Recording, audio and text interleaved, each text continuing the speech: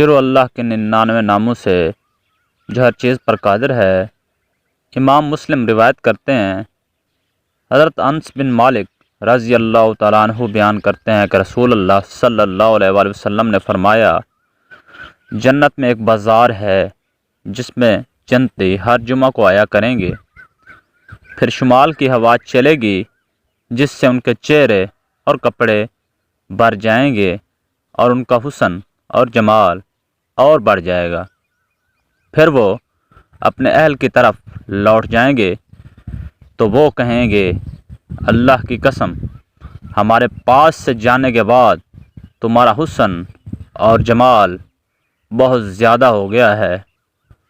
وہ کہیں گے، اللہ کی قسم ہمارے بعد تمہارا حسن اور جمال بھی بہت زیادہ ہو گیا ہے۔ امام ترمذی روایت کرتے ہیں، حضرت سعید بن مسیب رضی اللہ تعالیٰ عنہ سے روایت ہے، انہوں نے حضرت ابو ہریرہ رضی اللہ تعالیٰ عنہ سے ملاقات کی۔ حضرت ابو ہریرہ رضی اللہ تعالیٰ عنہ نے کہا، میں اللہ تعالیٰ سے سوال کرتا ہوں کہ وہ ہم دونوں کو جنت کے بازار میں اکٹھا کر دے۔ حضرت سعید بن مسیب رضی اللہ تعالیٰ عنہ نے پوچھا، کیا اس میں بازار ہوں گے؟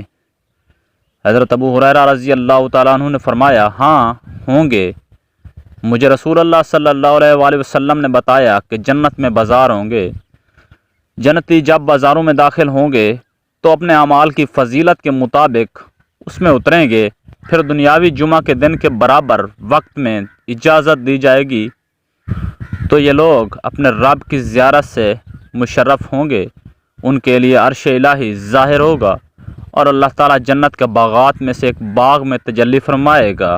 جنتیوں کے لیے ممبر بچھائے جائیں گے جو نور، موتی، یاقوت، زبرجد، سونے اور چاندی کے ہوں گے، اس میں سے ادنا مشک اور کافور کے ٹیلے پر بیٹھیں گے، اور وہاں کوئی شخص ادنا نہیں ہوگا، وہ کرسیوں پر بیٹھنے والوں کو اپنے سے افضل نہیں سمجھیں گے۔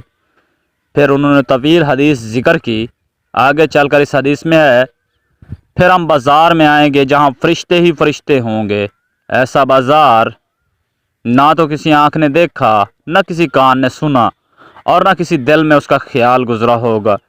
جو چیز ہم چاہیں گے ہماری طرف اٹھائی جائے گی اور خرید و فروخت نہ ہوگی۔ اس بازار میں جنتی ایک دوسرے سے ملاقات کریں گے۔